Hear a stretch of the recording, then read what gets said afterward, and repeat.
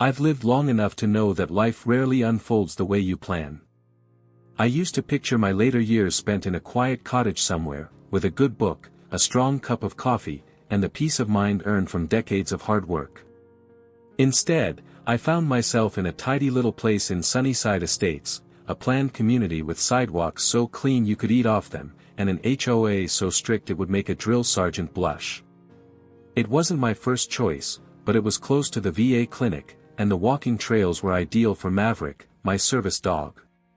A golden retriever with the heart of a lion and the patience of a saint. Maverick has been my constant companion since I returned from overseas. He's the reason I sleep through the night, the reason I can walk into a crowded grocery store without my pulse spiking. He wears his vest proudly, walks like a soldier on duty, and has never once disobeyed a command. I know the Americans with disabilities act like the back of my weathered hands. You have to, when your well-being depends on a dog and the law that protects him. What I didn't expect was having to quote federal law to my HOA president on my very first day in the neighborhood. Karen Whitfield introduced herself like a force of nature. Clipboard in hand, lips pursed, and that particular kind of glare that seems to come pre-installed in HOA manuals. She squinted at Maverick, who sat at attention by my side, calm as ever. "I don't believe I approved a dog in this community," she said, like she was laying down a royal decree. I calmly explained that Maverick was a service animal, and therefore exempt from pet restrictions under federal law. Her lips curled into something that might have been a smirk, or a snarl. "Hard to tell. People always find loopholes," she muttered before striding off like she had better battles to fight. Looking back, I should have seen it coming. Folks like Karen don't just walk away. Within 3 weeks, I'd received 3 separate violation notices. First, my grass was an inch too tall. Then, my mailbox was apparently the wrong shade of black. The final straw. My garbage can was visible from the street, for 45 minutes after collection. Each notice came with Karen's dramatic signature, topped with a looping smiley face that somehow managed to feel threatening. I complied. I trimmed the lawn, painted the mailbox, set an alarm to haul the trash in like it was radioactive. But I knew these weren't about aesthetics. They were about control. Then came the HOA meeting. Karen stood at the front of the clubhouse like a general rallying troops, proposing a new rule: all animals, including service dogs, would have to be registered with the HOA and wear approved identification. I raised my hand, gently noting that this conflicted with federal law. Karen didn't miss a beat. "Federal laws don't override community standards," she said, her voice clipped. A few neighbors shifted in their seats, but no one said a word. Afterward, she approached me, leaning in close enough for me to smell stale coffee on her breath. "If you want to be difficult," she whispered, "I can be difficult too." I'd faced down worse threats in a war zone. I didn't flinch. But I took her words seriously. The following weekend was a peaceful one. I was on my porch with the paper, Maverick at my feet, enjoying the breeze, that kind of morning that makes you grateful to still be here. Then I noticed the shadows stretching across my lawn. Karen again. Same khaki shorts. Same smug look.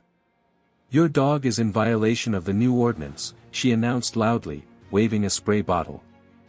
I stayed calm, explaining again that Maverick was a service dog and not subject to pet rules. The ordinance wasn't even in effect yet. Karen's face turned crimson. "I'm tired of you military types thinking you're above the rules," she snapped. Then she stepped forward and sprayed Maverick directly in the face. He yelped and jumped back, pawing at his eyes. I moved fast. Years of training kicked in.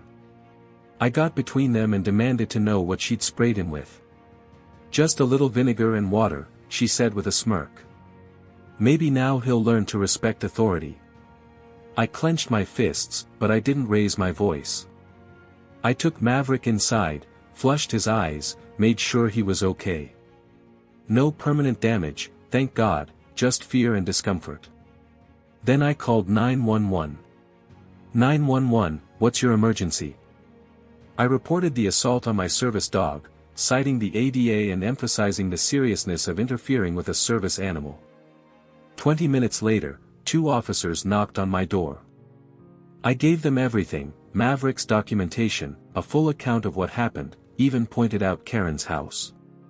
One officer stayed with me while the other walked across the street. I watched through the blinds as Karen flailed her arms, her face turning the same shade it had earlier. When the officers returned, they said Karen had admitted to spraying Maverick. She claimed she was enforcing rules.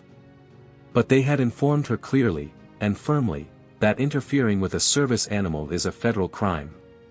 Not to mention animal cruelty under state law. They were placing her under arrest. "Will you be pressing charges?" they asked. "I absolutely will." Karen was escorted to the police car in handcuffs, shrieking about evicting me and how the neighborhood would turn against me.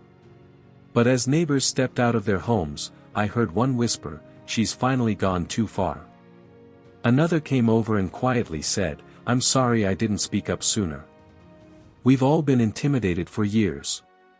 The legal process didn't drag on. Karen was charged with interference with a service animal, animal cruelty, and harassment. Her lawyer tried every angle, but the evidence was ironclad. The judge wasn't amused. He reminded the court that no HOA bylaw supersedes federal protections, especially those granted to veterans and the disabled. Before her trial even began, an emergency HOA meeting was called. The vice president led it this time. He motioned for a vote of no confidence in Karen's leadership, citing her actions as a legal and moral liability. The vote? Unanimous. Karen was removed from the board on the spot. Her name tag was gone before the meeting even ended. At sentencing, Karen looked like a shadow of herself. Gone was the smug expression, replaced by disbelief as the judge handed down her punishment: 30 days in jail, a $5,000 fine, 200 hours of community service at an animal shelter, and mandatory disability rights education. She whimpered, "But I was just enforcing the rules." The judge didn't blink.